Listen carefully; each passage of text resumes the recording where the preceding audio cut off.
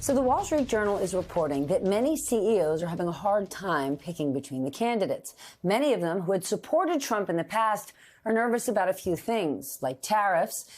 But at the same time, they don't feel like Kamala Harris will be a better alternative for them because few expect her to embrace Wall Street, and she most likely shouldn't.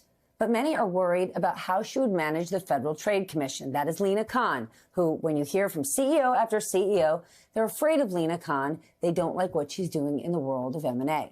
Joining me now to discuss, James Surowiecki, contributing writer for Inc., Fast Company, and The Atlantic. James, what do you think about this report from the Journal? I get it.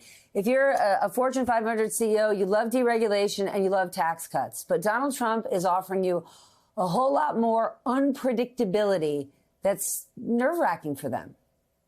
I think that's actually the really important part. And the article only talked about that a little bit. I think the loose cannon factor is a big part of what makes CEOs nervous about Trump. You really don't know exactly what he's going to do in terms of, well, any kind of policy, but certainly in terms of economic policy. And I do think that Trump essentially sees the world as basically in terms of deals and in terms of sort of personal favors. So, he's really trying to essentially cut arrangements with different kinds of companies. And I think that it's generally not something that, say, Fortune 500 companies want. What they want is some kind of stability, some sort of regulatory certainty. As you said, look, Fortune 500 companies are going to be biased toward Republicans because they like deregulation and they like tax cuts.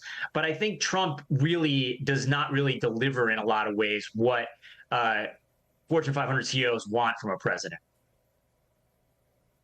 Well, Mark Cuban, a business leader, outspoken critic, obviously, of Donald Trump, was on The Daily Show last night talking about sort of this groundswell of support Donald Trump has been getting from Silicon Valley. And Cuban gave his explanation as to why. Watch this. Watching what's happened in Silicon Valley is insane. Right. It's not so much a support thing, it's more like a takeover thing, trying to put themselves in a position to have as much control as possible. They want Trump to be the CEO of the United States of America, and they want to be the board of directors that makes him listen to them.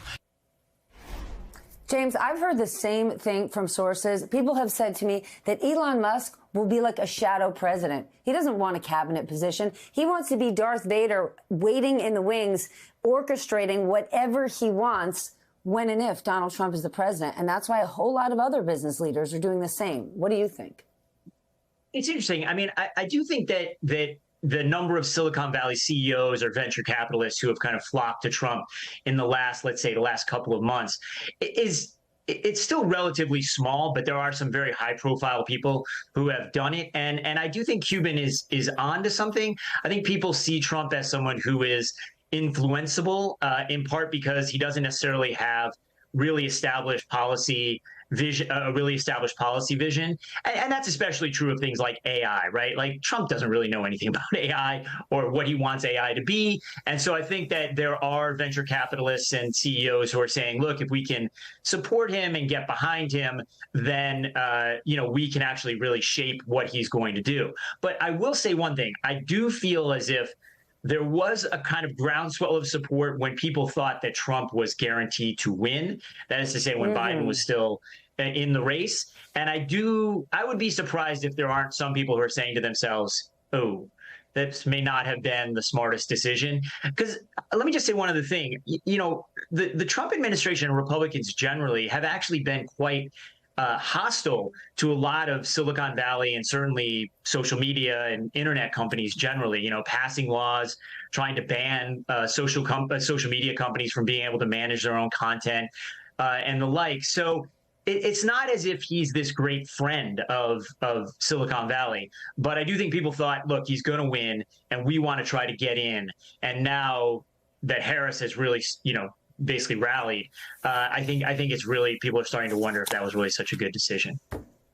I think it's funny. They all want to go after Lina Khan and they want the candidate who'll get rid of her, forgetting the fact that the person on a presidential ticket right now who's the biggest supporter of the FTC chair, Lina Khan, well, his name is J.D. Vance. And Kamala Harris was in San Francisco this weekend, where she's from, raising a whole lot of money.